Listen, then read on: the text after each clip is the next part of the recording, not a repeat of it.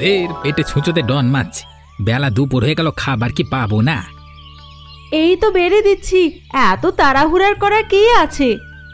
সারাদিন খাটাখাটনি করে এসে একটু যে নিজের ঘরে শান্তিতে ভাত খাবো সে কথা বলবার জো তো নেই। বললি তো একদম রণঙ্গ মূর্তি ধারণ করবি যেত। এই নাও খাবার, আর কোনো কথা বলবা না, চুপচাপ খেয়ে নাও। শুধু সাদা ভাতের থালায় গিয়ে দিলি কেন রে?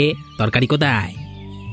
দিচ্ছি দিচ্ছি, আগে ভাতটা খাওয়া শুরু করো, তারপর তরকারি দিচ্ছি। এত তাড়াহুড়া কেন তোমার?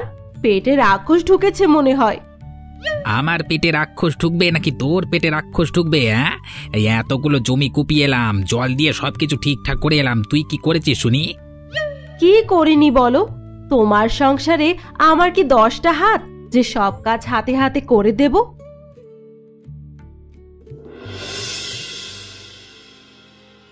এই নাও লাউয়ের ঝোল আর লাউয়ের খোসা ভাজা। আর কিন্তু আজকে দুপুরে কিচ্ছু করিনি, এই দিয়ে খেয়ে নিতে হবে। এসব আমি খাবো না, সরিয়ে নিয়ে যায় এখান থেকে। প্রতিদিন সেই লাউ লাউ লাউ, যেন কোনো কিছু রান্না করতে পারে না। লাউ খেয়ে খেয়ে লাউ হয়ে যাবে নাকি? ছুঁড়ে ফেললাম কিন্তু আমি লাউয়ের বাটি। ছুঁড়ে ফেলো আর ভেঙে ফেলো, আমার কোনো কিছু করার নেই।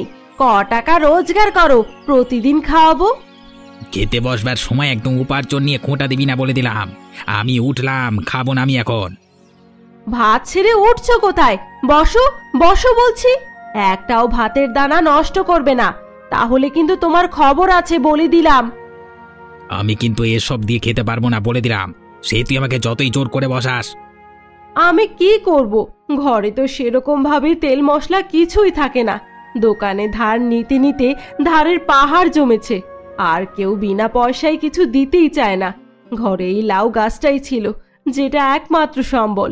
প্রতিদিন বিভিন্নভাবে লাউয়ের নানা রকম পদ করি, কারণ লাউয়ের পদ করতে তো সেই রকম তেল মশলা লাগে না, শরীরের জন্য উপকারী। এখন যদি তুমি এটা না বুঝো, এটা নিয়ে ঝামেলা করো, আমি কি করব বলো তো? আমি বুঝছি সে ব্যাপারটা, কিন্তু বলতো এই শীতকালে চারপাশে যখন নানান রকম সুস্বাদু খাবারের গন্ধ উঠছে, আমি তখন বসে বসে লাউয়ের ঝোল লাউয়ের খোসা ভাজা খাবো, এটা ওটা খাবারের ইচ্ছে তো আমারও হয় নাকি? ইচ্ছে যখন হয় তখন টাকা রোজগার করো, তখন আমিও রেঁধে দেব সেই রকম ভাবে। এখন খাও, খেয়ে আমাকে উদ্ধার করো, যত সব এসে জুটেছে আমার কপালে। মা, তুমি তো আমার চুল সেই সকাল থেকে ঠিক করে যাচ্ছ, এবার তো থামো, স্কুলের সময় হয়ে গেল তো। তাতে কি হয়েছে? তোকে আজকে সুন্দর করে স্কুলে পাঠাতে হবে না? কেন মা, আজকে আমাকে সুন্দর করে সাজতে হবে কেন? আজকে যে তোর জন্মদিন রে, সুন্দর দেখতে হবে না? বন্ধুদের সবাইকে উপহার দিতে হবে তো। আমার বন্ধুদের জন্য উপহার রয়েছে, কই দেখি দেখি। এই নে, এই পেন্সিল বক্সগুলো আর এই চকলেটগুলো সব বন্ধুদের একটা একটা করে দিবি, মনে থাকবে? মনে থাকবে, তুমি তো আমার সোনা মিষ্টি মা। রাতে আমি কেক কাটবো না মা? কাটবে না কেন? কাটবি। তুই আগে স্কুল থেকে ফিরে আয়, রাতে কেক কাটা হবে, বন্ধুরা সবাই আসবে, সবাই মিলে খুব আনন্দ করব। যাও বাবা, স্কুলে যাও। কিন্তু মা, আমি এই সোয়েটার পরে স্কুলে যাব না বলে দিচ্ছি, সবাই দেখে হাসবে আমাকে। কেউ হাসবে না, আমি কলারটা ঠিক করে দিয়েছি, মোটেও এটা খুলবে না।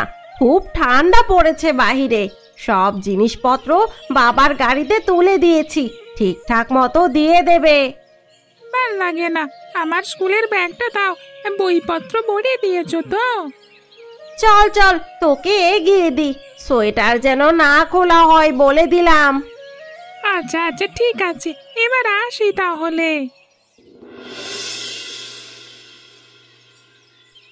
কি রে খগেন, এত বড় বড় বাজারের ব্যাগ নিয়ে কোথায় যাচ্ছিস?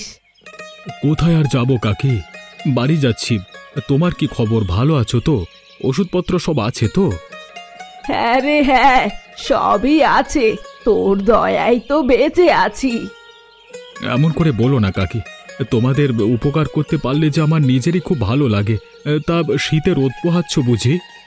বয়স হয়েছে তো, শীতকালে গা হাত পা যেন মোচড়ে ধরে যায়, তাই ভাবলাম শীতের রোদ একটু গায়ে লাগায়। দাঁড়াও দাঁড়াও, ব্যাগগুলো রাখি।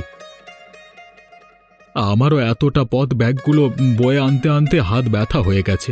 চাকরটাও আজকে কাজে ডুব দিল, মোটর গাড়িটাও আমার খারাপ হয়ে গেল, নাহলে এত অসুবিধে হতো না। এত বাজার, কি ব্যাপার রে? বাড়িতে কুটুম আসছে নাকি? আরে না না, আজকে তোমার নাতির জন্মদিন তো, তাই একটু রাতে খাওয়া দাওয়ার ব্যবস্থা হয়েছে। তাই নাকি? বাহ, বেশ ভালো ব্যাপার তো। তাহলে তো তুই দিন দিন বুড়ো হয়ে যাচ্ছিস। বল, তোর ছেলে যে বড় হয়ে যাচ্ছে। হ্যাঁ, আমি তো বিবাহ করছি, আর তুমি তো দিন দিন ছোট খুকি হয়ে যাচ্ছ, তাই না বলো কাকি? তাকিয়ে দেখ আমার দিকে, দিন দিন জেল্লা বাড়ছে, ও কমছে না। তাই তো, দিনে কত কেজি করে দেশি ঘি খাচ্ছ শুনি? তাহলে একটু জেলা বাড়াই তোমার মতো। তোর আর জেল্লা বাড়বে বলে মনে হয় না রে। জানিস, তোর কাকা আমাকে বিয়ে করতে গিয়ে আমার দিকে তাকিয়ে দাঁড়িয়েছিল। তাই নাকি? তাই নাকি? তাহলে তো কাকার চোখে সমস্যা ছিল মনে হচ্ছে। তবে রে হতচ্ছাড়া, আমাকে নিয়ে মজা? কোথায় রে আমার লাঠিটা, কোথায়? আয় দেখি, তোর কানটা মলে দেই, সেই ছোটবেলার মতো। তোমার স্নেহ ভালোবাসাতেই তো বেঁচে আছি কাকি। মা মারা যাবার পর তো তুমি আমাকে কোলে পিঠে মানুষ করেছো। তুমি না দেখলে আজকে আমি এত বড় হতে পারতাম বলো তো? আর এত কথা বলতে হবে না, যা যা বাড়ি যা, বৌমা হয়তো অপেক্ষা করছে। তোমার সঙ্গে একটু সময় কাটিয়ে গেলাম, এই তো আমার সারাদিনের ক্লান্তির ওষুধ। হ্যাঁ শোনো কাকি, তুমি তো যেতে পারবে না, আমি রাতে এসে তোমাকে খাবার দিয়ে যাব। এ রাতে কিছু রান্না করো না জানো, কালকে সকালে ছেলেকে নিয়ে একবার দোবার কাছ থেকে ঘুরে যাব, কেমন? ঠিক আছে, তোকে এত চিন্তা করতে হবে না। বৌমা বারবার এসে আমার খোঁজ নিয়ে যায়, আমার কোনো অসুবিধা হয় কি না। আমি এখন আসি, বুঝলে? বের হয়ে যা, বের হয়ে যা বাড়ি থেকে। আমি যেন তোর মুখ কোনদিন দেখতে পাই। সালা, হ্যাঁ হ্যাঁ, বেরিয়ে যাব। কি করতে চাই তোমার সংসারে? নুন আনতে পান্তা ফুরোয়, তার মুখে আবার বড় বড় কথা। বেশি মুখে মুখে তর্ক করবে না, তাহলে কিন্তু দ দিয়ে তোকে না। কি করবে দা দিয়ে? কাটবে নাকি? এসো, আমিও কাটতে জানি। বটিখানা দেখেছো? একদম নতুন চকচকে শান দেওয়া। কি সাহস বেড়েছে রে মেয়ে মানুষের! শুধু সাহস কি তোমারই আছে নাকি? সাহস আমারও আছে। আচ্ছা ঠিক আছে, যাও তো এখন, বেরো আমার বাড়ি থেকে, যাও। হ্যাঁ হ্যাঁ, চলে যাচ্ছি। আবার জিনিসপত্রগুলো নিয়ে তারপর চলে যাব। বলছি, একটাও জামা কাপড় শাড়িতে হাত দিবি না, এগুলো সব আমার টাকায় কেনা। এক কাপড়ে বাড়ি থেকে বের হ। ঠিক আছে, বেরিয়ে যাচ্ছি। তবে এই কাজটা তুমি ভালো করলে না। শেষ পর্যন্ত আমার কাছেই তোমার হাত পাততে হবে। ঠিক আছে ঠিক আছে, দেখা যাবে কে কার কাছে গিয়ে হাত পাতে, দেখা যাবে। সকাল সকাল আবার কে এলো? কে বৌমা, অবাক হলে নাকি সকাল সকাল আমাকে দেখে? তা তো খানিকক্ষণ হয়েছে কাকা বাবু। বিদেশ থেকে না আসবেন তা তো আমার কল্পনার বাইরে। আসুন আসুন, ভিতরে আসুন, পরে বাকি কথা হবে। বৌমা, জিনিসপত্রগুলো বের করি সব এখানে। তোমার বাড়ির চাকরদের বলো এগুলো সব নিয়ে যেতে। ওই যে আপনি পুরো বাজার তুলে আনছেন দেখলাম। ও মা, তা আনবো না? আমার একমাত্র ভাইপোর বাড়ি বলে কথা, এতদিন পর এলাম যে। এই দেখো, টাটকা টাটকা সব শীতের তরতাজা সবজি, সাথে আছে মাছ, মুড়ি, মুরকি, মোয়া, সব কিছু। এই পাশের পোটলাতে কি আছে কাকা বাবু? বেশ বড় সড়ো পোটলা দেখছি। ওটা একটা বিশেষ জিনিস আছে বৌমা, আর ওটাকে তোমায় বিশেষভাবেই রান্না করে খাওয়াতে হবে। কি আছে দেখান না কাকা বাবু। দেখো, আমার বাগানের একদম টাটকা লাউ, বিদেশি লাউ বলতে পারো। এর স্বাদ পুরো মুখে লাগবার মতো।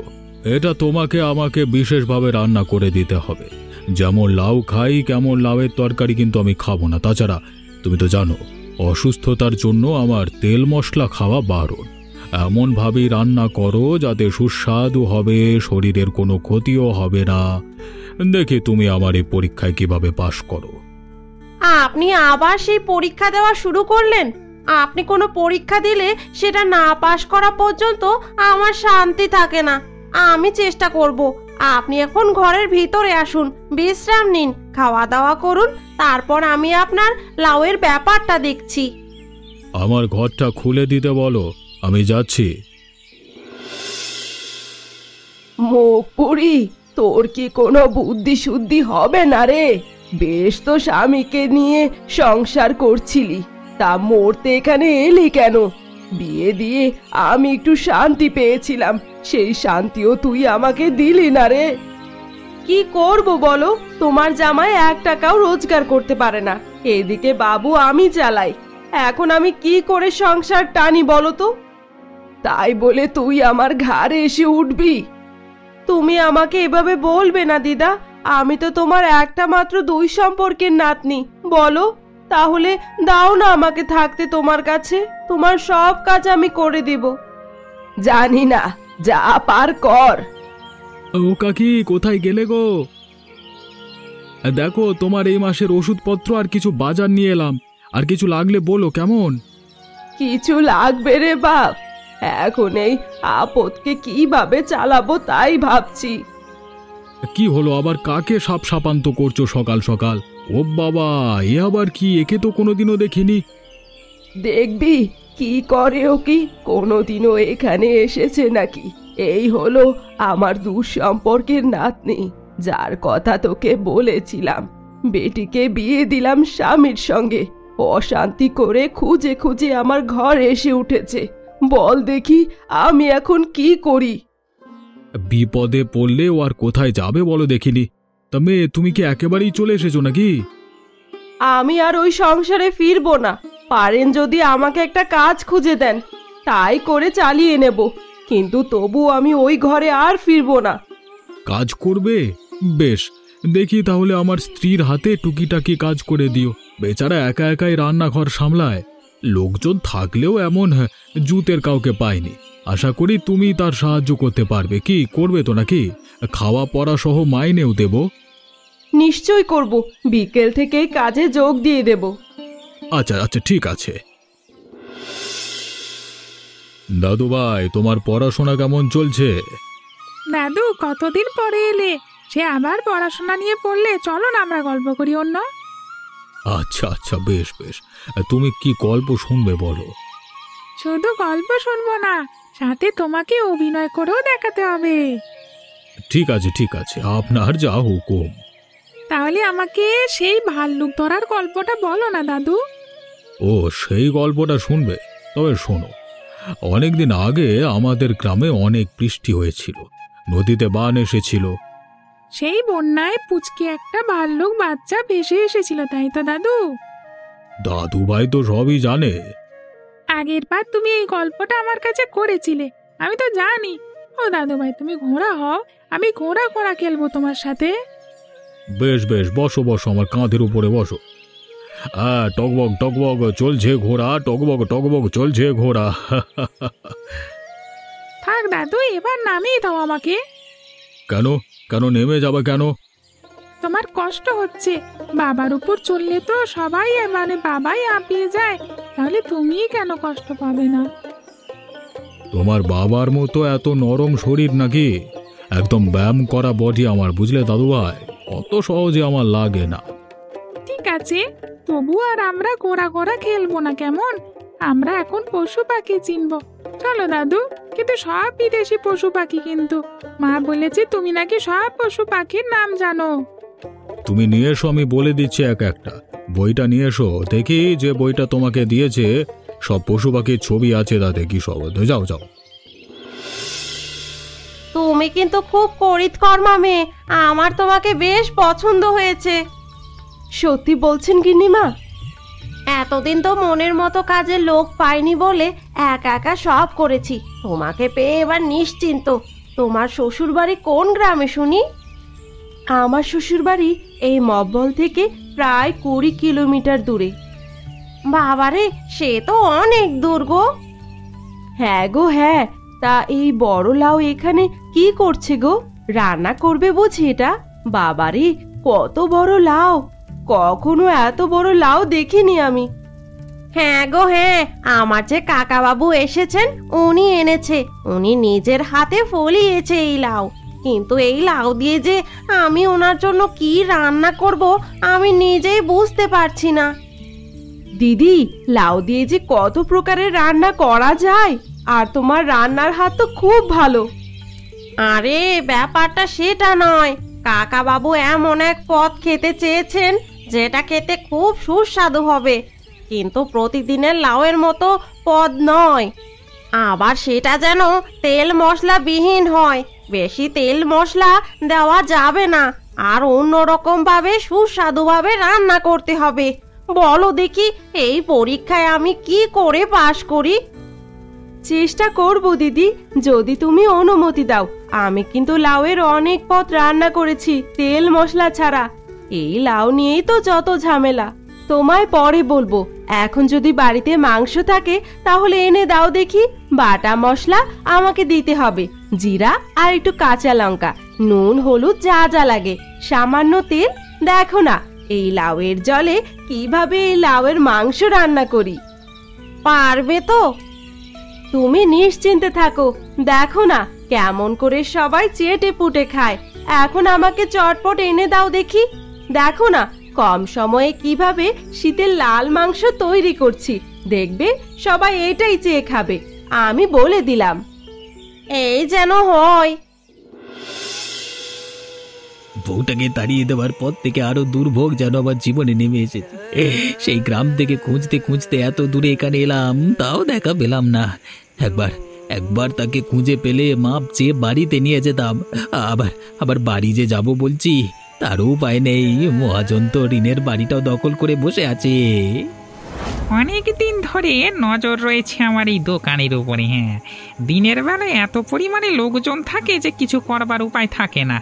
রাতের বেলাও সামনে জোরালো লাইটটা এত জোরে জ্বললে সব কিছু দেখা যায়, কিচ্ছু করতে পারি না।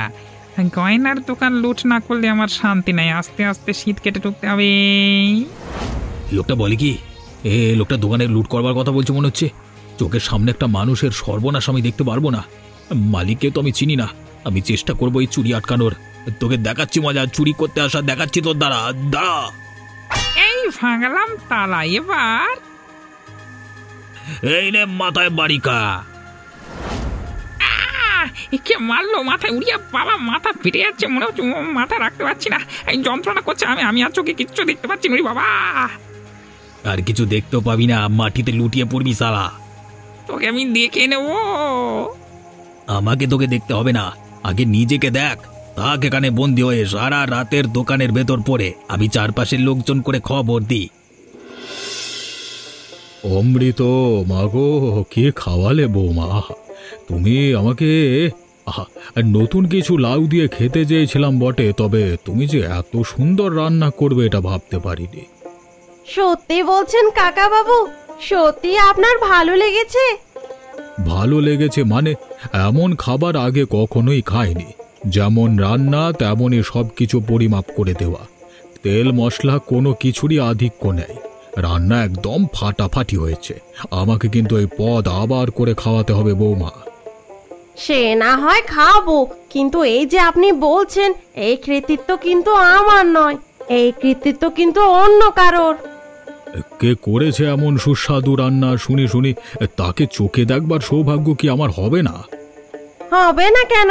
সে তো আপনার চোখের সামনেই আছে। এই যে আমাদের নিশা, ওই তো রান্না করেছে। লাউ মাংসর সবকিছু ওর মাথা থেকেই বেরিয়েছে। আমি তো ভেবেই পারছিলাম না কি রান্না করব, ওই তো বুদ্ধিখানা বের করে রান্না করলো। তাই নাকি? বাহ বাহ বাহ বাহ, তুমি একদম আমার মনের মতো রান্না করেছো নিশা। একটা উপহারও আছে তোমার জন্য, এত ভালো রান্না করে খাওয়ালে। কি রে নিশা, খুশি তো? কাকা বাবু যে খেয়ে খুশি হয়েছে এটাই তো অনেক, এর চেয়ে বেশি আমার আর কিচ্ছু চাই না। তা বললে তো হবে না, আমার পরীক্ষায় যে পাশ করে তাকে উপহার দিয়াবি, তো তোমাকে তো নিতেই হবে সেটা। অবশ্যই নেবে, নেবে না কেন? আসলে কাকা বাবু এত স্নেহ করে একটা উপহার দিচ্ছে, আরো নেবে না বুঝি? ঠিক আছে, এখন আমি মন দিয়ে লাউ মাংস খাই। এক হাতা আমাকে দাও দেখে বৌমা। আমাকেও এক হাতা দাও দেখি। দারুণ হয়েছে, মনে হচ্ছে পুরো একবারে গামলাটাই খেয়ে নি। প্রথম দিনই ছক্কা হাঁকালো আমাদের নিশা। আমি তাহলে ভুল মানুষকে কাজে রাখিনি বলো? একদম যোগ্য মানুষকে এনেছো। তুমি এখন লাউ মাংস দিয়ে মন ভরে খাও দেখি। এটা কি খগেন বাবুর বাড়ি? তাড়াতাড়ি বাইরে বেরিয়ে আসুন না। কি হয়েছে, তুমি এত হাঁপাচ্ছ কেন? আপনি কি খগেন বাবু? আমি খগেন বাবু। কি হয়েছে কি? আপনার দোকানে তো মশাই চুরি হয়ে যাচ্ছিল। ওখানে তালা ভেঙে চোর দোকানের ভেতর ঢুকে গেছিল। শিগগিরই চলুন, আমার তো সর্বনাশ হয়ে গেল তাহলে। আরে না না, এত চিন্তা করবার কিছু নেই। আমি সেই চোরের মাথায় বাড়ি মেরে দড়ি দিয়ে হাত পা বেঁধে এবারে দোকানের ভেতর তালা বন্ধ করে রেখে দিয়ে এসেছি। স্থানীয়দের খবর দিয়ে এসেছি, তারা পুলিশ ডাকছে। আপনার দোকান ঘেরাও করে রেখেছে, তারা। আপনি শিগগিরই চলুন সেখানে। এক্ষুনি চলুন, আর দেরি করতে চাই না। কি জানি সেখানে এখন কি হচ্ছে, কি সর্বনাশা কাণ্ড চলেছিল। চলুন চলুন, দেরি করবেন না, চলুন।